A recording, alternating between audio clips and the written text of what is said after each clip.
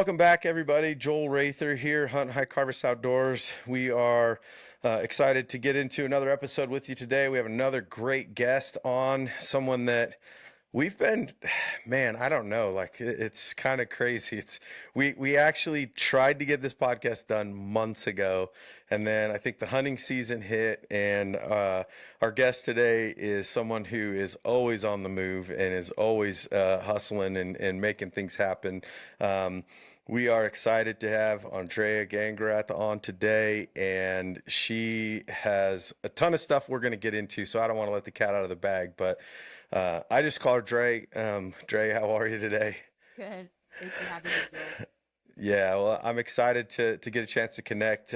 Before we came on, I said, let's just catch up while we get into the show. That way, we got lots to talk about. But you are the founder, owner, entrepreneur, photographer. What's Your Wild Creative?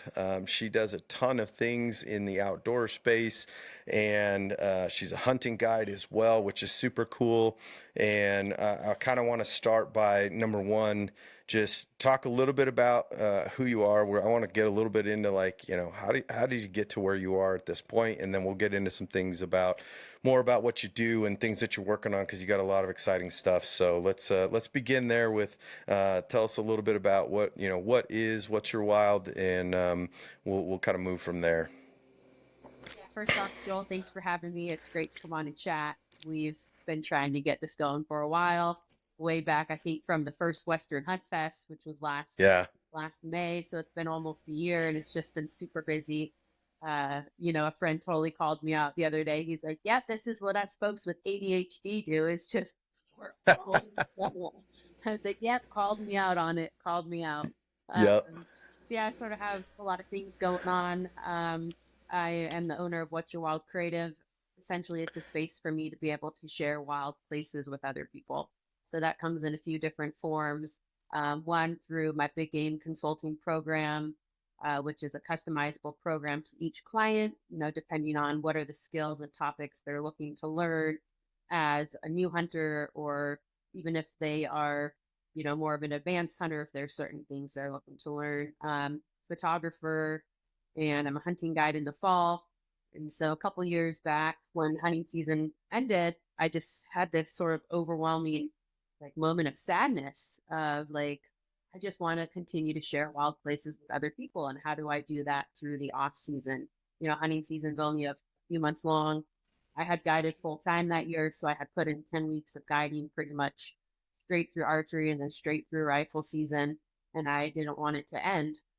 And so What Your Wild Creative was born, and it's evolving. This last year I took some time to really look into it of what is it I want to offer. So that's an evolutionary sort of journey, as it is with most people who are in that small business space. But really, doing a lot of educational work with people who are new to hunting, especially the women in this space, and being involved in different organizations that I can help in my way of educating and inspiring people. Hunting was what saved my life. It's what taught me resilience and confidence as a young girl, and I want to help foster that in other people. Really down. Yeah. Well, let's talk about that a little bit because I think that it's always interesting to see, kind of the journey a little bit, or to hear about the journey a little bit.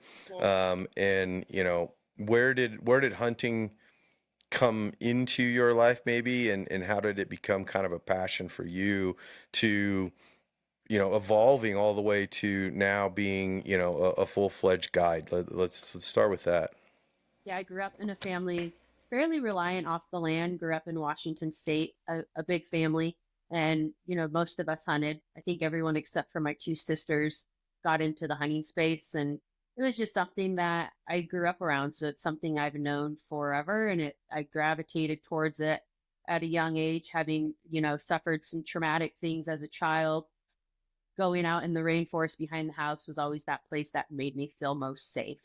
And so I would go out there and I would spend hours sitting, and, I would take my mom's camera and I would see a black-tailed deer out on the hillside, and I would say, how close can I get to this? So, I was practicing those spot and stalk skills early on before I really realized how much I liked hunting.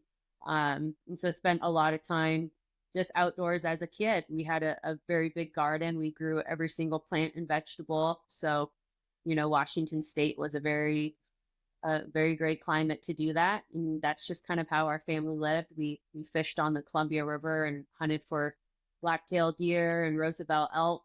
And my very first two harvests, actually, I was all by myself, behind the house on the property, kind of on the borderline of some private and the public land there. I was able to harvest my first black-tailed deer and my very first Roosevelt elk all by myself. And I do believe in those two hunts, there was something ingrained in me of something empowering within myself that like, hey, I can do this. And I was young. I was, I don't know, 12, 13, 14 years old when that happened, and really enjoyed spending time with my dad and my family. That's kind of the glue that held us together. And those were some of the greatest memories looking back on spending time out there in the wild together, at hunting camp. And then I moved to Colorado and really dove into the solo hunting portion of that. This was throughout my 20s. Was trying to deal with the many, I suppose, issues that I had taken on from the trauma I suffered as a gal, and realized like, okay, I need to do some work. I need some self reflection. I need to heal, and was feeling that pull to those wild places in Colorado. So I would spend a lot of time. I took a few Septembers hunting all by myself. The family would come in on the weekends and hunt with me, but during the week, I would just be by myself out there. And I wanted to learn a lot about these wild animals because I had an opportunity to guide. And so I wanted to really immerse myself in their habitat and learn from them. But I also was really focusing on who is Drea? Like, who am I? I don't know. I've been living in fight or flight my entire life. I've been living as a someone just trying to survive, and really got to know myself really well. And like I said, that's sort of where my confidence and my resilience and that hustle, I think, comes from, was just immersing myself out there in the wild as much as I could. And so my connection with it just runs really deep. I know everyone, we all kind of hunt for the same reasons. We all like putting the meat on the table. We love the camaraderie. We love the learning part. But for me, Yeah. it's a very, very deep connection. It makes up who I am. Like, if hunting ever were to be taken away, I have no idea who I would be. Um, to this day, like, have have done a lot of work on myself, and I'm in a great space, mentally, wellness wise. But like, that hunting is that one thing that always recenters me, and I love sharing it with other people. And through my guiding career, I have had the opportunity to witness a lot of people's personal journeys, their personal struggles, where they're at in their life. And being out there with them in the wild for those 5 days always offers them that space to reconnect, to ground themselves, to look inward, challenge themselves as well. Yeah. I have seen the mountain humble many people, Oh yeah. which is always good for us. So yeah. Yeah, as we always say, right? Like you can never cheat the mountain, and obviously that plays a lot into what we do with H3O and trying to better physically prepare people and educate them on, how do you uh, get yourself in a, physical mental state to go out and maximize your ability to enjoy being out there. Number one, I always start with that, right? I tell people that, our mission is to enrich people's experiences, right? Like, it's not to fill tags, it's not to, kill more elk and deer and things like that. It's just, if we can do a better job of helping people get out into the wild and go further, recover better, perform at a higher level, then they come back with a better, feeling about how that trip went, whether it was successful or not. And ultimately, that it creates a desire to continue seeking, wanting to do more of that, and to maybe try bigger challenges, or do a solo hunt, or to backpack hunt for the first time, because they start to want to seek those things out at a higher level. And ultimately, if you do that more often, then yeah, you might find more success, and that becomes kind of always the cherry on the top, is how I kind of always look at it. Where I've done tons of just insanely memorable hunts that never ended in filling a tag, and it didn't, by no means, I think there's levels of discouragement when you're not successful. I think that that's a natural tendency for a lot of us, that we're competitive in some nature, and that becomes kind of the goal all the time. But I did a mountain goat hunt this last year for the first time, and it was absolutely epic. And we were close, and we had some challenges and everything else, but didn't end up filling the tag. And I didn't even have a tag in my pocket. I went to spot and to pack and to help and everything else. And man, it was amazing, right? And the physical aspect of it was so tough. And it's funny how when you do those things, you get done and you're just beat mentally, physically, and everything else. And I'm like, we should go do that again. That would be awesome. I had the Right? opportunity to go on a mountain goat hunt this year too, and it was the week leading up to archery season here in Montana. And boulder fields and swamps are my two biggest fears. And well, where the mountain goats live in the boulder Yeah. fields. And so there was a lot of tests, that I had to push myself. And I intentionally, that was one of the reasons why I wanted to go on that hunt, was to push past that and to um, be able to have that experience. And it was challenging, but I pushed through it. And then, at the end of those 4 days, as I was hiking out, heading out to head out into the backcountry for elk season, I had this new perspective. I was like, okay, look what I just conquered. Look what I just experienced in these last Oh yeah. 4 days. And it gave me such a good confidence boost going into hunting season, because it offered me Right. that new perspective of like, look where you just did. Like, you can pretty much handle anything now that the mountain throws at you, and you Oh know yeah. your limitations, you know how far you can Yeah.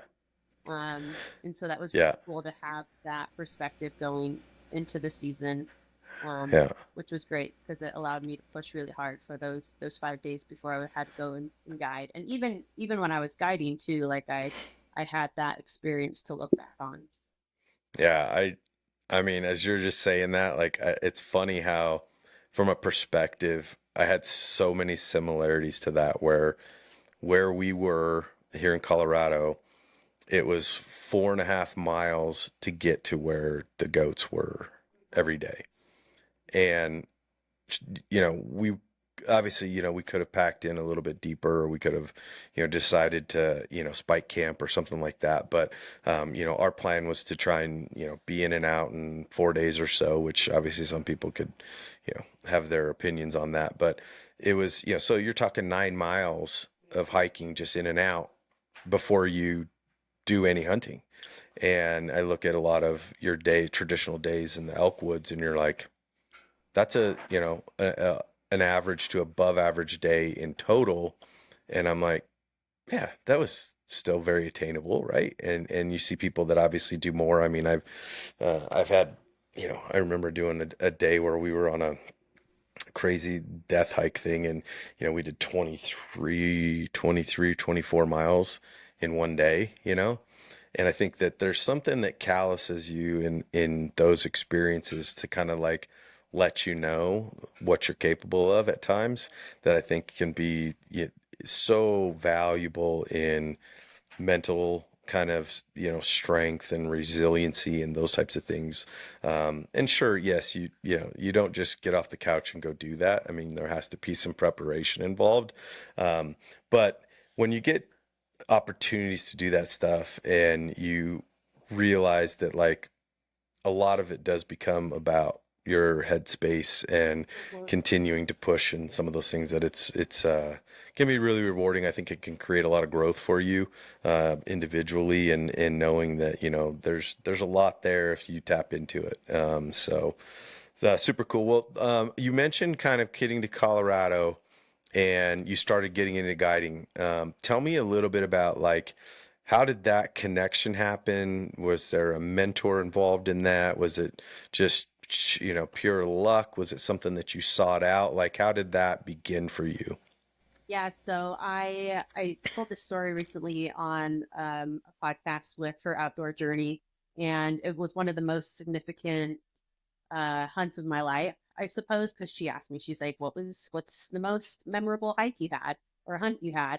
And it was a mule deer solo hunt in Colorado. I had drew this really good rifle tag, went out, harvested a really great buck, and was all by myself. And it was the first time in my life where I harvested an animal not behind the house and, out on public land, 4 miles in, and it's like, all right, I've got to do the thing. Like I've done this Yep. my entire life. Dad's not here. I don't have a brother here. I don't have a friend here to help me.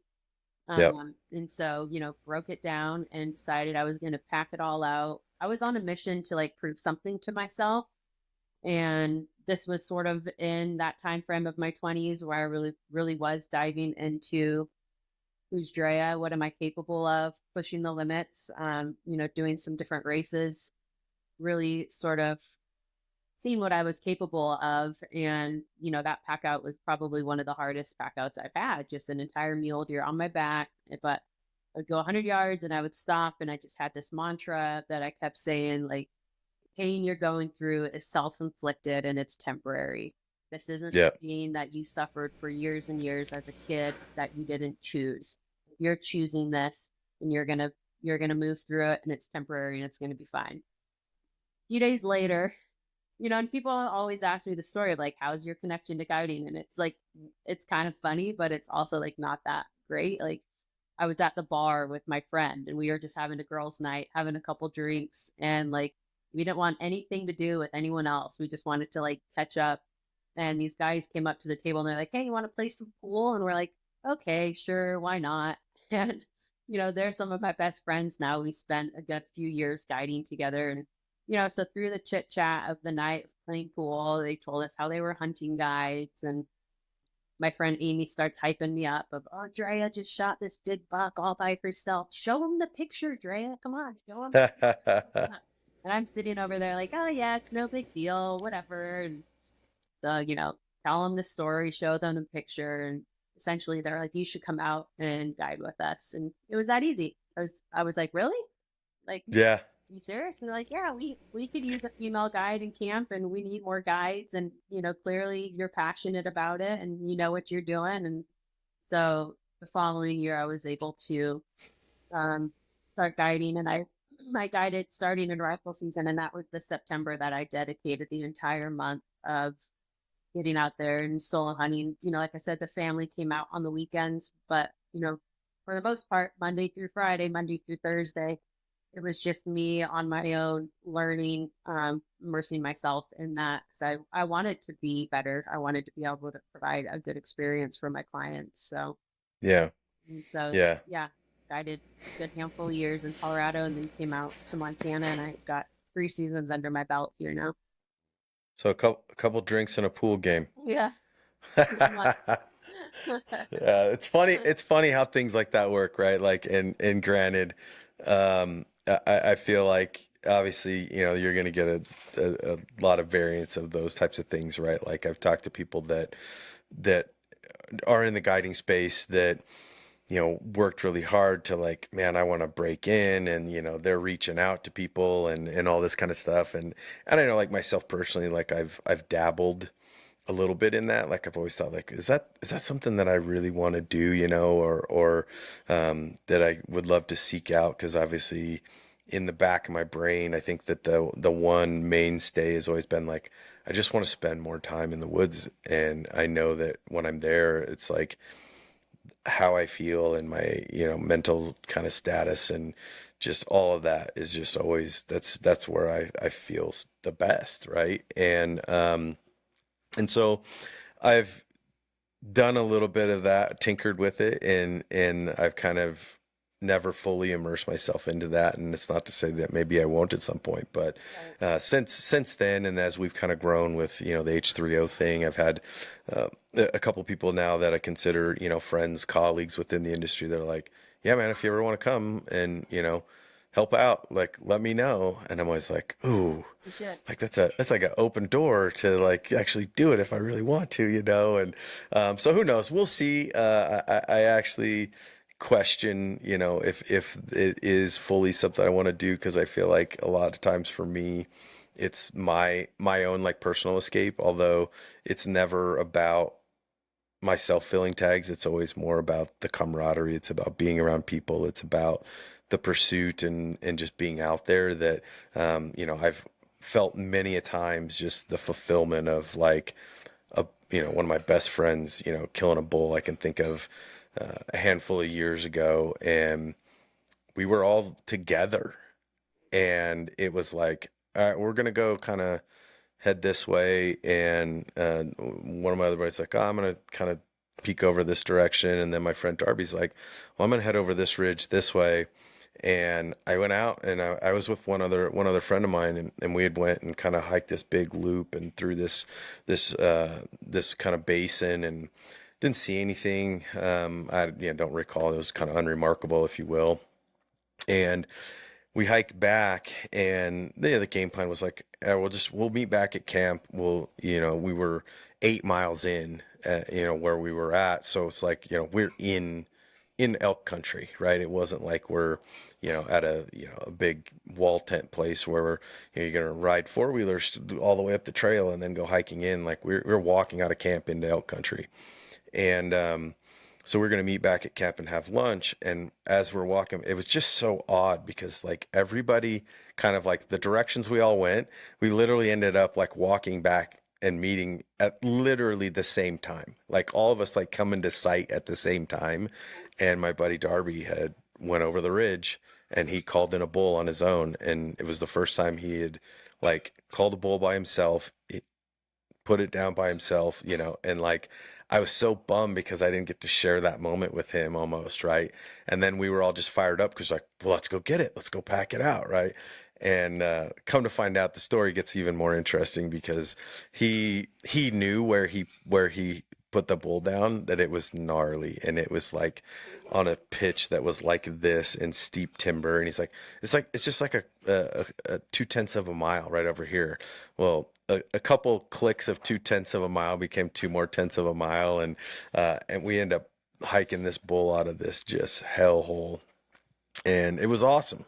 It was hard and everything else, but like, so for me, thinking about like that aspect of it, like there might be a day where I'm like, I'll throw my hat in the ring and get out and do that, because I've always been more about that experience than it is about just going out and killing elk and deer or whatever that would be. So, but anyway, so I digress. What so you go through that, you start getting into guiding. You live in Montana now, right? Mhm. Was Montana like this, like, oh, this is, big sky country. Like, this is where I gotta be. Like, how do we end up there?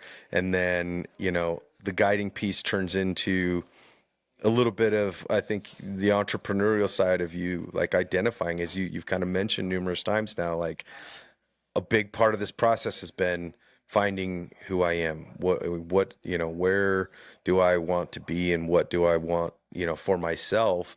And so it sounds like this has been just this path to how you've created what you're now kind of pursuing. Talk a little bit about that next step. Like, how do you end up in Montana? How does, that become the clarity, I think, of where you are today?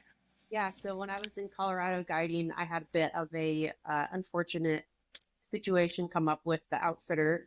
And, now looking at it, there's a silver lining. Like it brought me to Montana. And it Sure. happened, it happened during guide season. And for the first time in my life, I put myself in a place of I'm not being valued. I'm not being respected. I don't feel safe. I'm going to leave. And I have worked my tail off. I was in a management position with this outfitter, managing their two remote cabins, which were right on the borderline of private and public. And so, in one cabin, for the whole summer leading up, I stocked firewood for both cabins. Went out, bought my own chainsaw, and cut down trees, and got firewood for September all the way through November for these cabins. I renovated the inside. I created outdoor showers. I hauled all the water. I poured all my blood, sweat, and tears. I booked all the hunters for both cabins. I brought in a ton of money for the outfitter and never once asked for help. Never once did they ask me if I needed help. But I once again was like, I need to prove myself that like just because I'm a woman doesn't mean I can't do this. Like I can go cut down trees. I can book my Sure. hunters. I can so anyway, worked really hard.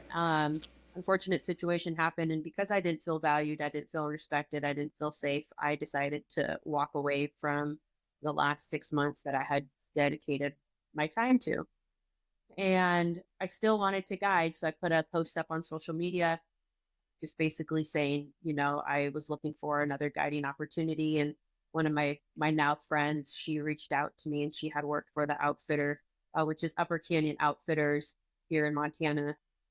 She had nothing but great things to say about them, and she told me they were looking for guides. And so I messaged them and pretty much had an interview. And a couple weeks later, I was heading out to Montana to guide for rifle season, and instantly fell in love with the Upper Ruby Valley. It's growing up.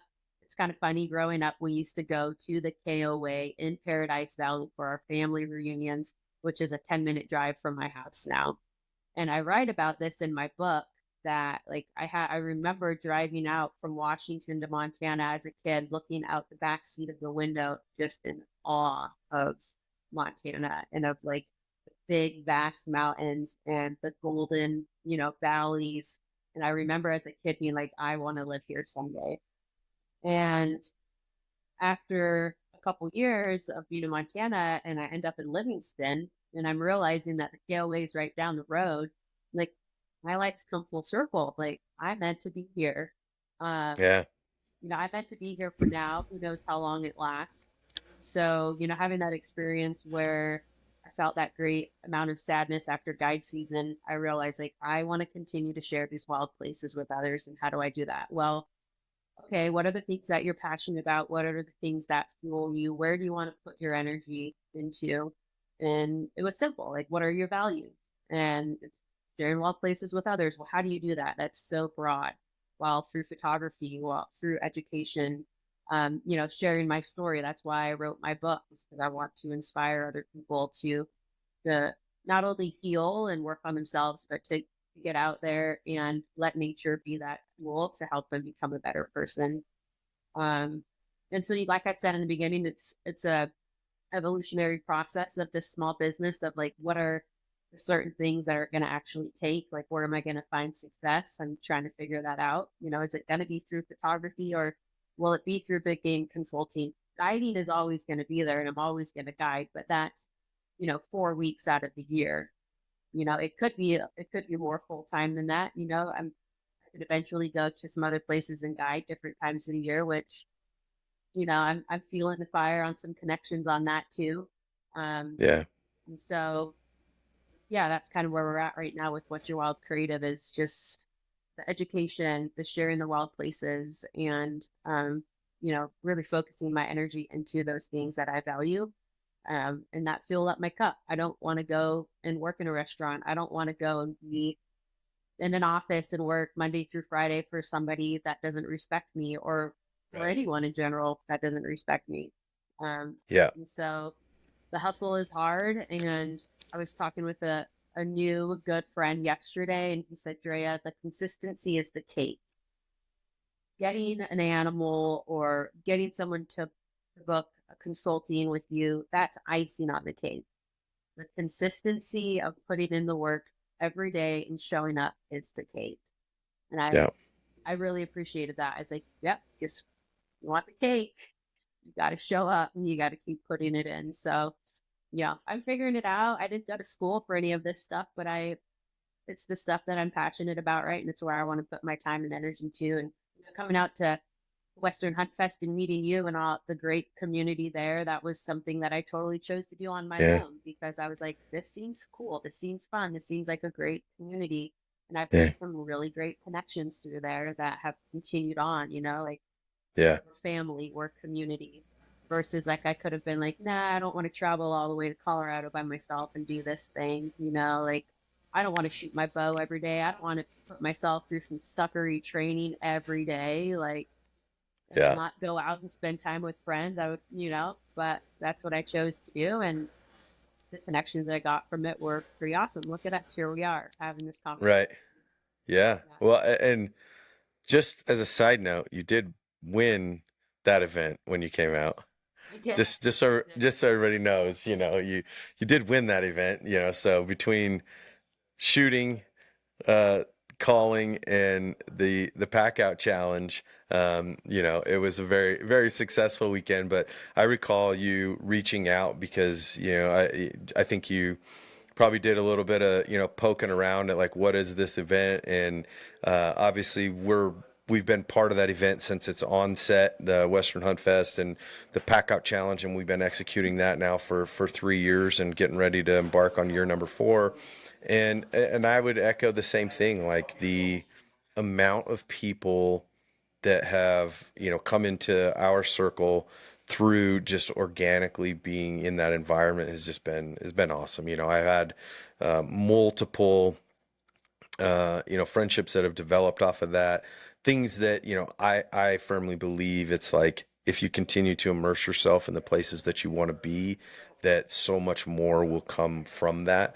And I'm also kind of the mindset that in a lot of ways, like being like cautiously aggressive, it's at times like where you have like high drive and motivation. I think a lot of people in this space that, seek out improving themselves and challenging themselves and whatever else, like there's a lot of like-mindedness that comes with that. But at the same time, like I also am very cautious with, you know ensuring that however we kind of go about what we're doing, that it comes from a place of doing it in the way that we want, doing it with the people that we want, and continuing to explore where this kind of journey of what we started will take us without necessarily having a pressure behind it of like, man, we've got to get to here by this point. We've got to accomplish this by this point.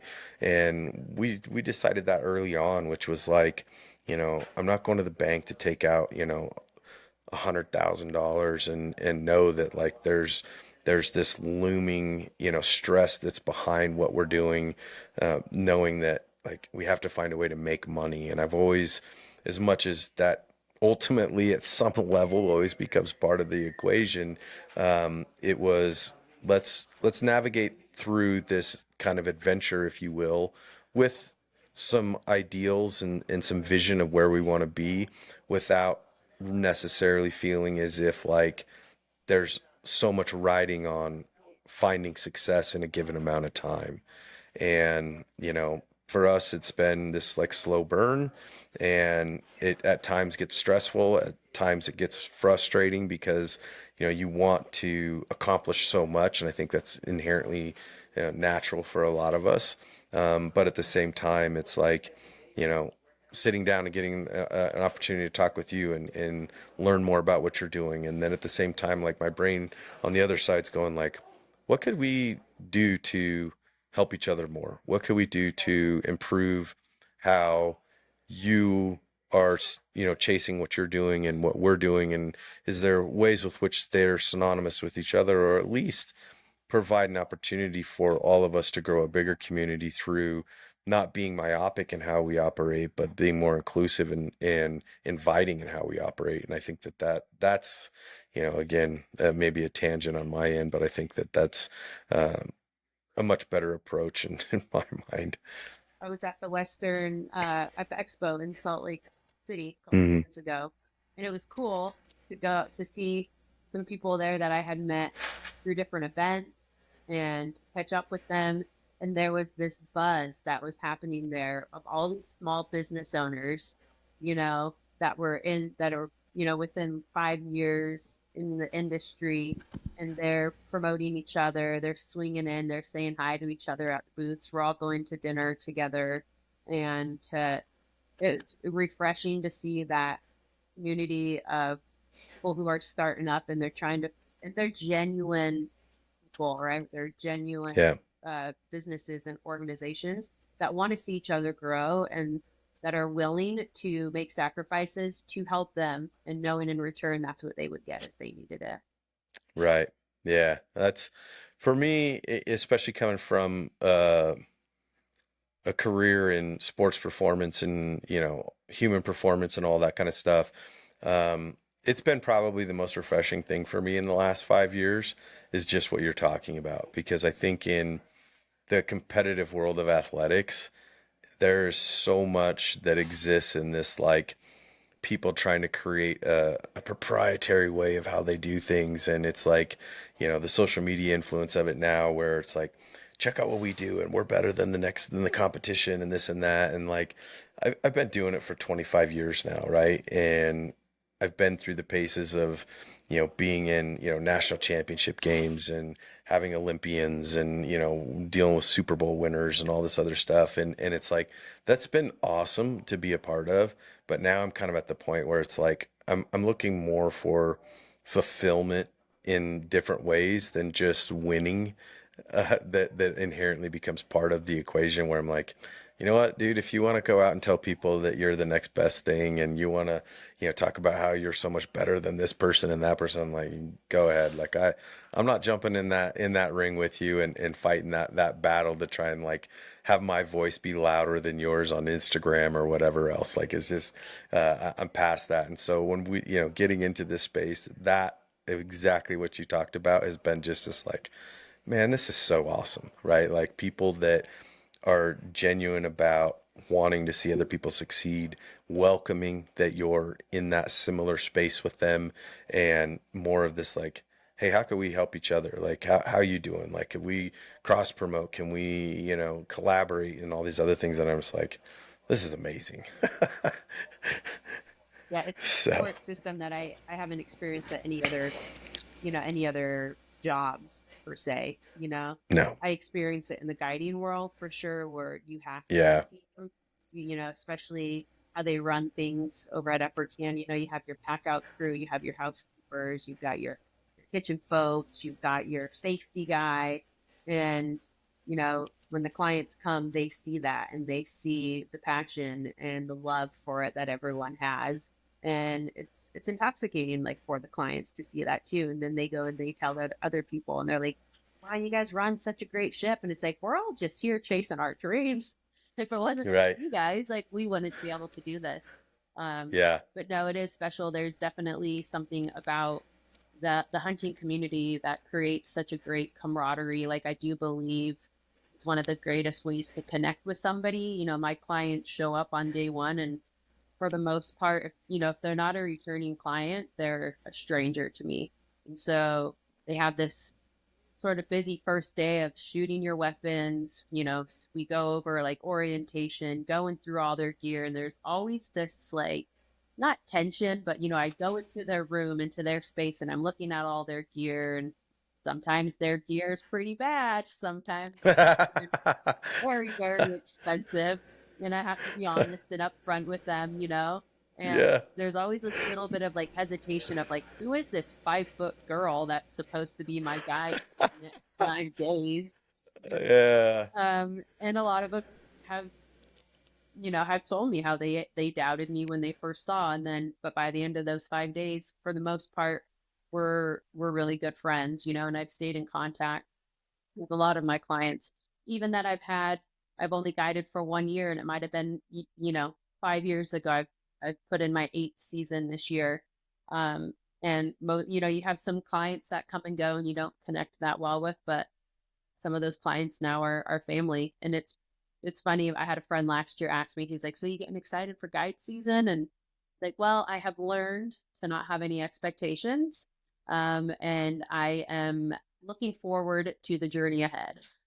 you know Right. I don't know Yeah. Yeah. what I'm getting. Like, I don't know what my client's capable of, and I don't know if we're going to connect. I don't know if they're going to be even like physically capable of putting in 5 miles. Can we do 10 miles? What is it? Are they going to be open to want to have to get to know each other? Like, I have Right. no idea. So I can't have any expectations on the hunt, but I am looking forward to the journey ahead. All right, so since you kind of walked into it, I want you to share, and obviously, like, being nameless and everything else, right? Like, without incriminating, you got to share one your favorite stories and one of your like either most just like horrific or hilarious stories from your guiding experience, because I think these some of these are so fun to hear. I'm gonna start with a memory that's pretty fresh from this last year. And these two guys, just good guys from Ohio. They grew up best buddies, and they moved. One then moved to Iowa, and one was in Ohio. So they don't see each other very often. They're fathers. They've got families. They work hard. They've got good careers. And they decided to come out to Montana to have some quality time together and hunt. And I could tell instantly. I'm like, these are some good down home, genuine people who work hard. Um, and I was looking through their gear, and they didn't have the best gear. Like they just had like their basic work pants, like kind of like Carhartt style. I think they're Ariat or something. And I was like, that's what Right. you guys have for pants? And they're like, yeah, but we got long johns to wear underneath. And I was like, okay. And we just had a great week. It was the little things like having our morning coffee when we were sitting in glassing that they just loved. Like it brought them so much joy. So I made sure every Yeah. day that we would have that, and to see them light up, like to have a mountain mocha. And we had a lot of opportunities. Shot at some really nice mule deer, and they missed. And we were sitting one morning, I think it was day 2, and this herd of elk came through. We were having our coffee, and this little buck kind of came through. We passed him up, and these elk came through. They were at about 600 yards, and turns out they were pushed by another hunter. So they were on the move, and we didn't know it at the time when we seen them that they were pushed, but I figured they were by the way they were moving. Um, Right. and so I tried to cut them off and get them pushed back, but there's no way that I was able to catch up with them. And I noticed their tracks that come down the drainage all the way up this face. And so I said, all right, we're just going to kind of work our way up, and we're going to try and get into a position where maybe these elk come out and feed, or we can glass them. And this whole time we're just like laughing and having such a good time. It's like I felt like I knew these guys for quite a while, like that instant connection. No weirdness, because sometimes I get that as a female. Some people are pretty reserved, and they don't want to open up and connect, but they trusted me. We were having a good time. We're laughing, and we're sitting there, and I'm looking way up, and I see a little teeny tan butt right up on. It wasn't skyline, but it was like where the skyline, and then there was timber. So I pull out the spotter, and I'm like, I got a cow. They're like, what? Like, of course, the famous line of like, how do you see that up there? It's like a pin in a hayfield. And so I show them, and I'm like, all right, you guys ready? This is what we're gonna do. We have this perfect stock. We're gonna drop down. We're gonna straight up this space, which was a boulder field covered in snow.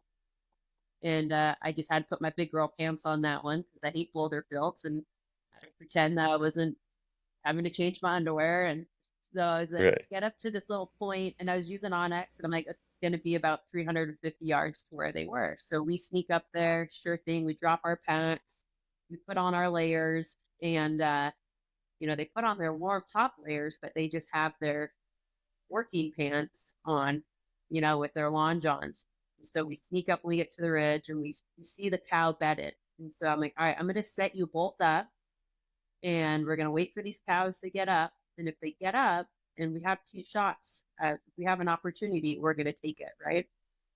So we're sitting there, and I get them both set up, and they're laying in the snow, and we're laying there, and we laid there for an hour, and those guys were sitting there completely drenched. Their legs were completely on their rifles, waiting, ready. And the opportunity came. A cow came out, and another cow came out, and we were watching them feeding, but we timed it just right where we had 2 cows, and one shot and then the other shot, and they ended up being both misses. But it was, we went up there, we followed up, we followed all the tracks. We didn't see any blood. There was snow, so we tracked it really well. And they were super disappointed at first, and they're like, Graham, we let you down. And I said, no, I did my job, you guys. Like, this, it happens. You were in the mountains, you were laying in the snow for an entire hour. Next time, bring some pants that are gonna allow you to snow. Right. you Yeah. but to see those guys just wait for that right opportunity, and to be able to put both of my clients on an elk at the same time, that week alone was just, it was a lot of fun. That's awesome. And then a couple years ago, I had that rich guy who, lives in Jacksonville, and you know, first thing he does is shows up and shows me a picture of this monster bull that his son had killed. It was like 420-inch bull. And then he shows me this giant elk that he shot and this giant mule deer he shot. And he's here paying for a public land hunt, or a private land hunt. I'm sorry.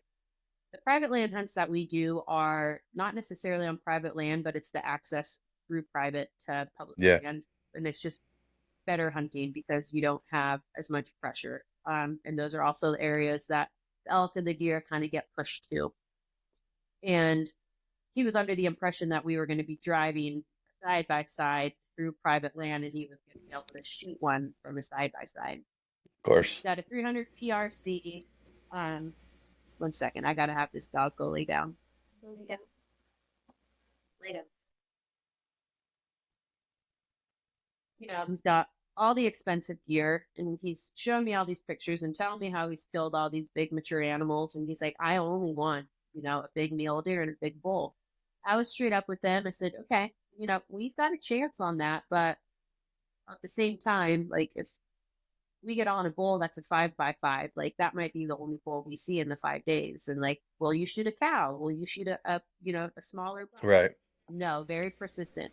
He was that guy. To make it short, first day we're hiking, we maybe hike up a half a mile, not a ton of elevation gain, sit there, wait for the first hour of light for where these elk and deer usually come through. Didn't see anything. So we move up to the next spot, and he's struggling behind me, which is pretty normal on first day for clients, especially when they're Right. used to the elevation. And we get up to the next spot, and we're sitting there, and he's like, so are we going to sit here all day, or are we going to the top? And I was like, well, we'll sit here for a little bit, and then we'll probably go up higher. And he straight up looked at me, and he's like, I'm not going any further. Okay, we will sit right here. I will make a fire, and we'll hang out. And at this point, it was like 10 o'clock, 9 o'clock in the morning.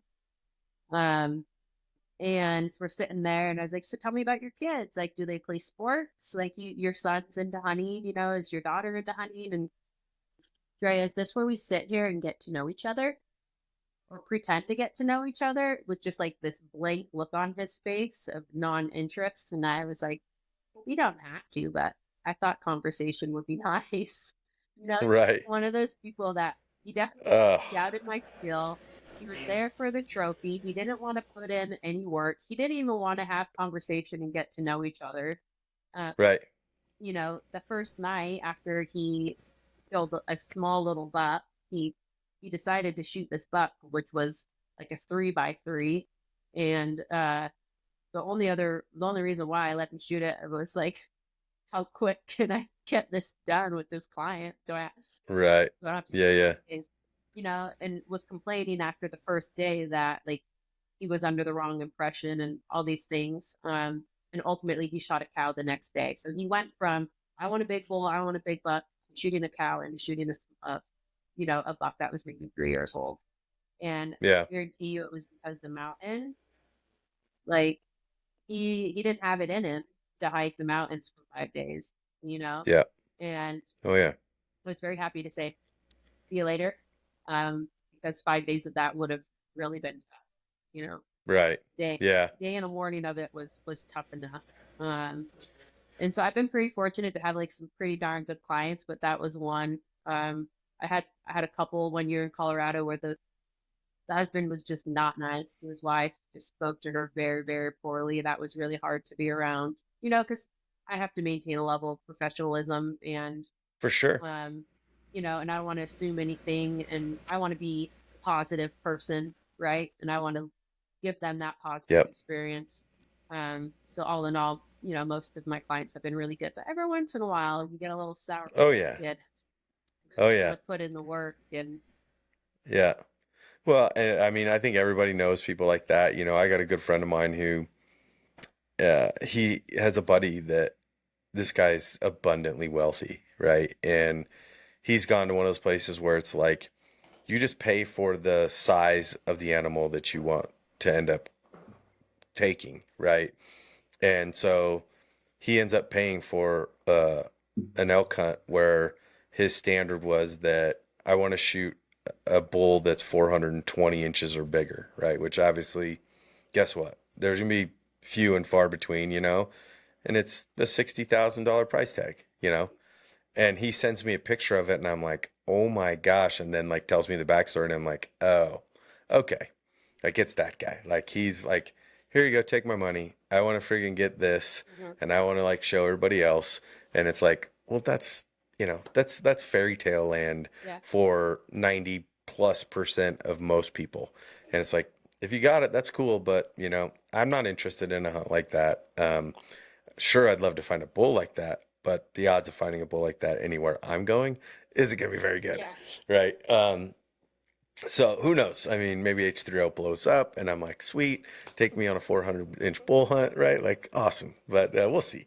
But I think that's interesting, right? And I think a lot of when you think about guiding is so much similar to like what I do day to day, which is coaching, right? And so much about success, perceptions, relationships, and all that other stuff that you have with people comes with generating and creating an ability to communicate, for them to trust you, for them to want to learn from you, to listen to you, right? And for you to show some genuine interest in wanting to see their success, and for them to have a good experience and all that other stuff. And like, there's an art to that, right? Like there are reasons that people go back to hunt and to seek out people in terms of their services, and pay the kind of money that it requires to go on a lot of these hunts, because that's ultimately what becomes their connotation with it being a good or a bad experience, right? And so I think number one, it takes time.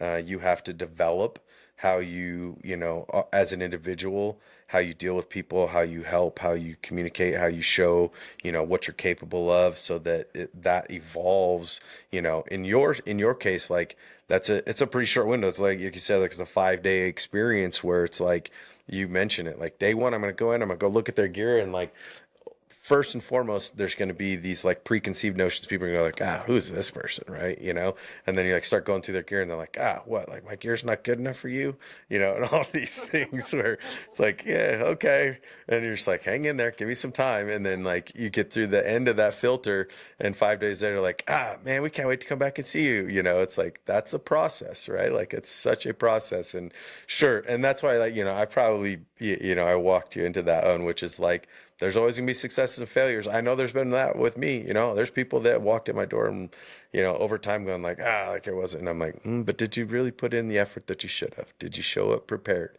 Did you have the right mindset? So on and so forth. And like that ultimately becomes the devil in the details of where success and failure ends up lying, right? So that's super cool. I want to touch on one more thing, because I think it's something that I know you've been working super hard at, and it's a pretty cool project. I know it's been a struggle because it's so hard. Talk a little bit about Ridge Patrol. I know that you've been really, really trying to create this piece, and tell people a little bit about it. Yeah, Ridge Patrol, for those of you, I'm sure there's plenty of you listening who don't know what it is, because in the grand scheme, we're pretty small. We are a women's specific clothing brand. And so I am co-founder and been in business for 5 years now. We've made some waves. Like we've definitely, looking back, it's not the sales that define who we are. It's like the sisterhood. There are women who have banded together through through our clothing. There's the confidence that these ladies have found is pretty phenomenal when they put on our clothes and they go out and they do a hunt, and they feel comfortable in the clothes that they're wearing, and they don't look like they're wearing oversized gear that doesn't perform. Uh, Yep. and so we're in a really tricky situation right now, and I don't really want to talk too much about it. But we're continuing. We're trying to eat that cake every day, right? For sale. Yeah. Like we're putting in that consistency. And we're essentially running a really big sale right now because we're trying to sell out of everything we have. Finding an investor would be ideal. but every investor we've talked to is here's the struggle with women specific clothing brand is people don't want to invest in it because we are so small compared to the grand scheme of hunters. And it's such a saturated industry. So Yeah. it's tough. And I've learned a lot about this, in the last 5 years, especially in the past few years. And for so long, I got caught up in like, we need followers, we need followers, we need followers. And I've realized followers does not equal supporters. You can't No. expect your friends also to support you. And so, okay, I wear my heart on my sleeve. I had to learn some things of like, ouch, that hurts, but you can't take it personal in a way of like, you know, we ran a Kickstarter, two different Kickstarter campaigns to try and raise the money to start production on these new items, which I designed and which are phenomenal. And I've been wearing for 2 years now, and they still perform super well. I wear them probably 300 days out of the year, going hiking, going for a walk with the dogs. I'll throw the clothes on and I know that they perform well, but like, how do I get other people to believe that they perform? Yeah. And how do I get somebody who's worn Sitka forever to make the switch and believe in a brand Hmm. that is made by women and is formed by women and someone who's grew up hunting and who's been a hunting guide now for 8 years? Like, I know what we need. Like, I know what gear we need. Yeah. I trust my skill and my knowledge and my ideas and what I'm creating. But like, how do I get other people to see that is the biggest struggle. Because you can look at it in the money aspect, the business part of it, but it's like, how do you actually get people to believe in your brand and support you when it's so saturated out there? So, like all small businesses, we're going through the motions every day, and we're trying and we're plugging on, and that's where we're at. We're hopeful to grow. I always go back to the point of, okay, we have this sisterhood of women already, and what I know, is as a co-founder and someone who's designing these clothes and putting putting it out there and creating these connections is like, I got to trust what I know, and I'm going to continue to genuinely put that out there. Truth be told, we've been screwed by a lot of people. We've been screwed by manufacturers. We've been screwed by Oh women yeah. who give them free clothes in exchange for promotion, and they don't promote us, and that hurts and that sucks because while we've just lost money on it, I don't want to go on too much of a tangent about it because like I said, we're kind of in a situation where we're trying to figure it out, but we're trying. Um, Yeah. and no matter what it chalks up to be, I'm super proud of what we have created so far and the community of women that have come together because of it. That's been Yeah. powerful as well. Yeah. And I think whenever you get into anything that is, you talk about like goods and services, right? And the guiding side, all of that is a service, right? When you get into things that are tangible, things that you can put in your hand and hold, and that you're asking people to spend money on, um, yeah, I've been there. I've done it where we started a sandbag company as an example. Sandbags are popular in the training world, right? We designed sandbags before sandbags were cool, and and it stemmed from writing a book. And we wrote a book like before uh, the popularity of them grew because we saw one of my colleagues and I that were like, man, these things are great, and there was like two of them that existed on the market, and they were absolute trash. And we wrote a book on training, and we were like, well, I want to use these things, but like all the ones that we had utilized to create this book, like I filled my weight room full of sand because they just exploded and they freaking broke and all this other crap. So we designed one that solved the problem, right? Of how do I want to be able to utilize this product and how do I want to make it better, right? Which is similar to what, like you said, right? Like if I want to create a product that's going to make something better, how would I do it? And when you start down that process, number one, to create something and bring it to life in a physical world, it takes a lot of homework. It takes a lot of time. It takes a lot of design, and ultimately, it ends up taking a lot of money, right? And then to identify a manufacturer, someone that will make it for you, someone that will make it how you want it made. I mean, I went through having our bags made overseas, right? And it was like, well, I can't go over there to show them what this thing needs to withstand. And so they came back and I'm like, this isn't right, right? I know why they're breaking, because guess what? They just see it as something they're sewing together. And I'm like, no, no, no, no. This needs to be military grade. It needs to be sewn in this fashion.